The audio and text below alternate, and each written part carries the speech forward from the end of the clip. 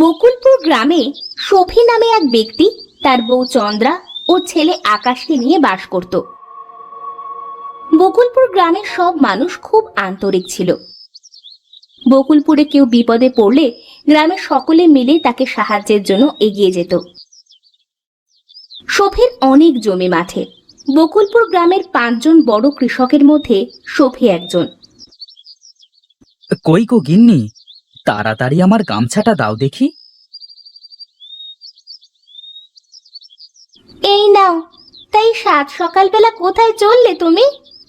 গ্রামের মধ্যে যাই একটু, সামনে আসছে চৈত্র মাস, কোথাও কোনো পানি পাওয়া যাবে না। জমিতে সেচের ব্যবস্থা আগে করে রাখতে হবে, এজন্য সকলের সাথে কথা বলতে হবে। ঠিক আছে, যাও, তাড়াতাড়ি ফিরে এসো। আমি ততক্ষণে রান্নার কাজ শেষ করি। তা তোমার নবাব ছেলে কি ঘুম থেকে উঠেছে? না, তার ঘুম কি আর এত সকাল সকাল ভাঙবে? হ্যাঁ, তুমি তো লাই দিয়ে ছেলেটাকে মাথায় তুলেছ।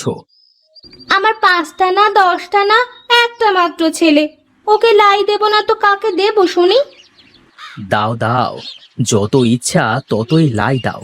যখন দেখবে বেশি বেয়ারা হয়ে গেছে, সেদিন আবার আমাকে কিছু বলতে এসো না কিন্তু। ঠিক আছে, আমার একার ছেলে তো, আমি একাই দেখব। এই তো শুরু করে দিলে। এই সকাল সকাল এটা শুরু না করলে বোধহয় হতো না, তাই না? আমি জানি এখন তুমি কেঁদে এক সাগর পানি ছড়াবে। আমার ওসব দেখবার সময় নেই, আমি চললুম। সফি গ্রামের মধ্যে যাওয়ার জন্য বেরিয়ে পড়ে। চন্দ্রা তার কাজে চলে যায়। কোথায় চললে সফি ভাই, এই সকাল সকাল? গ্রামের মধ্যে যাই একটু। কেন, কোনো দরকার আছে নাকি? শুধু আমার দরকার না বাবলু, আমাদের সকলেরই দরকার আছে। আরে তুমি খুলে বলো দেখি সফি ভাই। বলি, সামনে ভরা চৈত্র মাস, মাঠে চাষ করতে হলে তো পানি সেচের ব্যবস্থা করতে হবে তো নাকি?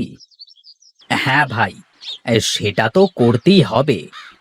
করতে হবে বললে তো হবে না, সেই ব্যবস্থাও তো আমাদের করতে হবে।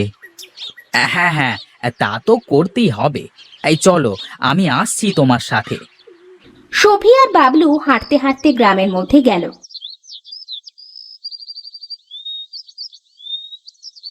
তারা এক এক করে অনেকের সাথে কথা বলল। সবাই সফি আর বাবুলের কথার সাথে একমত দিল। সবাই সফির ওপর বিশ্বাস করে, কারণ গ্রামের মাঠের অর্ধেক জমি প্রায় সফির। এত জমি জমা থাকার পরও সফি কারোর সাথে কোনো খারাপ ব্যবহার করে না, নিজের সম্পদের অহংকার করে না। এজন্য সবাই সফিকে খুব ভালোবাসে। তাহলে এখন আমাদের কি কাজ করতে হবে সফি ভাই?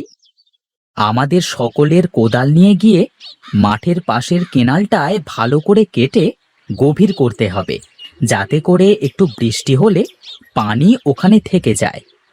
ঠিক আছে ভাই, চলো এখন বাড়িতে যাওয়া যাক। হ্যাঁ হ্যাঁ চলো। তোমার ভাবি আবার রান্না করে বসে আছে, তাড়াতাড়ি গিয়ে দুটো মুখে দিয়ে আমি একবার বরং মাঠ থেকে ঘুরে আসব।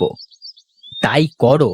বেশ, ও বেলায় আমরা সকলে গিয়ে কেনালটা কেটে আসবো তাহলে। সফি আর বাবলু যে যার বাড়িতে চলে আসে।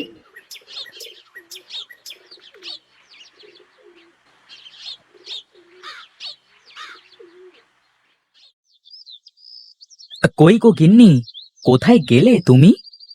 সফি তার বউকে কোথাও দেখতে পেল না। সফি ঘরের ভিতরে চলে যায়।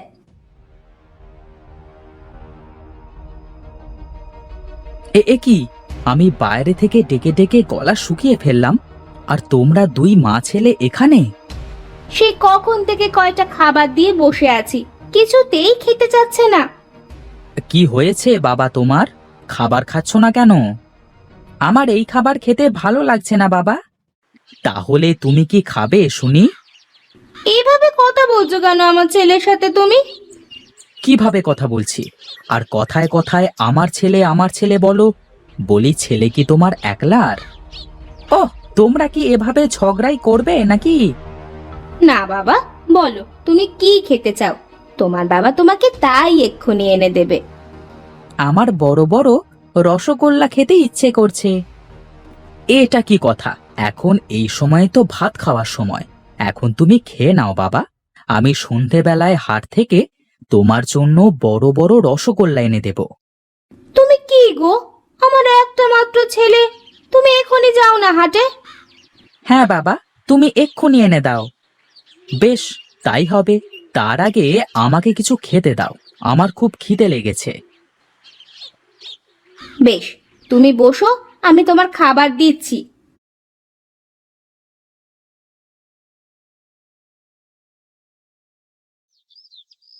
চন্দ্রা সফিকে খেতে দেয়। সফি তার খাবার খাওয়া শেষ করে ছেলের জন্য রসগোল্লা আনতে হাটে চলে যায়।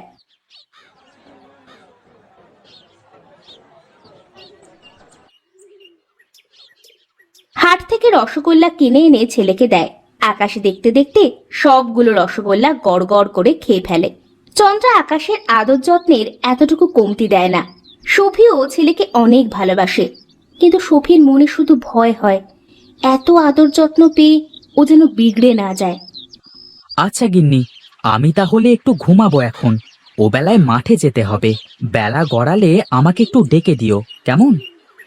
আচ্ছা, তুমি ঘুমাও গিয়ে। সফি ঘরে গিয়ে ঘুমাতে থাকে।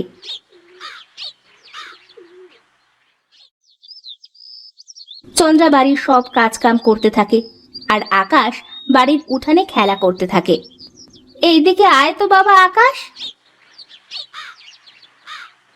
হ্যাঁ মা, বলো। ওই রোদের মধ্যে খেলা করলে তো তোর শরীর খারাপ করবে বাবা, তার থেকে বরং তুই এই বারান্দায় বসে খেলা করো বাবা। ঠিক আছে মা। আকাশ খুব বাধ্য ছেলে, সে তার মায়ের সব কথা অক্ষরে অক্ষরে পালন করে।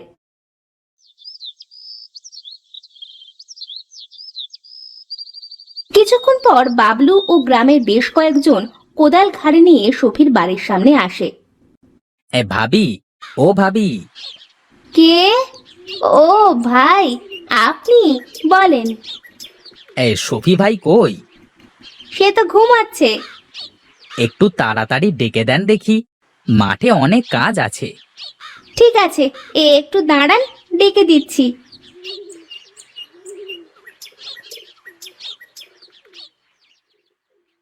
কই গো, ওঠো, সবাই তোমার জন্য দাঁড়িয়ে আছে যে। সবাই এসেছে নাকি? হ্যাঁ গো, বাবলু ভাই সকলকে নিয়ে এসেছে। সবার কাঁধে দেখলাম কোদাল। হ্যাঁ গো, তাড়াতাড়ি আমার কোদালটাও দাও দেখি। ওরে, চল চল সবাই। হ্যাঁ হ্যাঁ ভাই, চলো। সফি, বাবলু ও গ্রামের সকলে মাঠের দিকে যেতে থাকে। হাঁটতে হাঁটতে তারা মাঠের কেনালের কাছে পৌঁছে যায়। সবাই ভালো করে এক হাত মাটি দাবিয়ে কুপিয়ে কুপিয়ে গর্ত করতে করতে আগাতে হবে। ঠিক আছে, এই সবাই কাজ শুরু করো গো। সবাই মিলে কোদাল চালাতে শুরু করে। দেখতে দেখতে তারা তাদের কাজ শেষ করে ফেলে। ওহ, গা ঘেমে যেন গোসল করে ফেলেছি। এর নাম কোদাল মারা ভাই। গায়ে শক্তি না থাকলে এ কাজ হয় না, গা তো ঘামবেই। হ্যাঁ, তাহলে এখন বাড়িতে যাওয়া যাক। এখন শুধু বৃষ্টির অপেক্ষা। হ্যাঁ, দেখা যাক। সবাই চলো। সবাই বাড়িতে চলে আসলো। বৃষ্টির জন্য সবাই অপেক্ষা করতে থাকে, কবে যে একটু বৃষ্টি হবে। মাঠের মাটি ফেটে চৌচির হয়ে গেছে। বকুলপুর গ্রামের মাঠে যেন মরুভূমি ভর করেছে। কোথাও কোনো পানি নেই, কোনো জমিতে চাষ দেওয়ার মতো কোনো পরিবেশ নেই। সব কৃষকের অবস্থা খুব খারাপ। অনেকের ঘরে খাবার শেষ হতে চলেছে। গ্রামের সবাই খুব হতাশ হয়ে পড়ে। একদিন গ্রামের সকলে মিলে সফির বাড়ির সামনে আসে। বলো সফি ভাই, এই বিপদে আমাদের কি করবার আছে? বিপদে সবসময় সবুর করতে হয়। বিধাতা বোধ হয় আমাদের পরীক্ষা নিচ্ছে। এভাবে চলতে থাকলে তো সবাই না খেতে পেয়ে মারা যাব। তোমাদের কারোর কোনো চিন্তা নেই। যতদিন না কেউ চাষ করতে পারো, ততদিন যার যার খাবার শেষ হয়ে যাবে, আমার বাড়িতে এসে চাল ডাল যা লাগে নিয়ে যাবে। কিন্তু এভাবে কতদিন চলবে ভাই? যতদিন না আমরা আবার নতুন করে চাষ করতে পারি। গ্রামের লোকজন সবাই সফির কথায় খুশি হয়ে বাড়ি ফিরে যায়। গিন্নি, ও গিন্নি, আমাকে একটু খাবার পানি দাও তো দেখি। চন্দ্রা ঘর থেকে এক গ্লাস পানি নিয়ে আসে। এই নাও। তা তুমি যে বললে সবাই আমাদের থেকে খাবার নিয়ে যাবে, তাহলে তো আমাদের সব খাবার শেষ হয়ে যাবে গো। কিছুই শেষ হবে না গিন্নি, চাষ করলি তো আবার ফসলে ঘর ভরে যাবে। চাষ কেমনে করবে? না আছে পানি, না আছে বৃষ্টি। সবুর করো, বিশ্বাস রাখো, তাহলেই হবে। চন্দ্রা ও সফি একসাথে ঘরে চলে যায় এবং বিশ্রাম করতে থাকে। হঠাৎ বাইরে মেঘের গর্জন শোনা যায়। সফি তাড়াতাড়ি বাইরে বের হয়ে আসে। কই গো গিন্নি, দেখো দেখো, আকাশে মেঘ হতে শুরু করেছে। মনে হচ্ছে কিছুক্ষণের মধ্যেই বৃষ্টি নামবে। আকাশ তো কালো মেঘে ছেয়ে গেছে, আকাশে বিদ্যুৎ চমকাচ্ছে। সফি আর চন্দ্রা বারান্দায় দাঁড়িয়ে বৃষ্টি দেখতে থাকে। গ্রামের সবাই বৃষ্টির পানিতে ভিজে আনন্দ করতে থাকে। প্রবল বৃষ্টিতে গ্রামের সব নদী, খাল, পুকুর ভরে যায়। দেখতে দেখতে বকুলপুর গ্রাম বন্যার পানিতে ভেসে যায়। দুদিনের মধ্যে আস্তে আস্তে সব পানি কমে যায়। সব জমি চাষের উপযোগী হয়ে যায়। পুকুর, খাল, নদী মাছে ভরপুর হয়ে যায়। বকুলপুর গ্রামের সবাই আনন্দের সাথে চাষাবাদ করতে থাকে।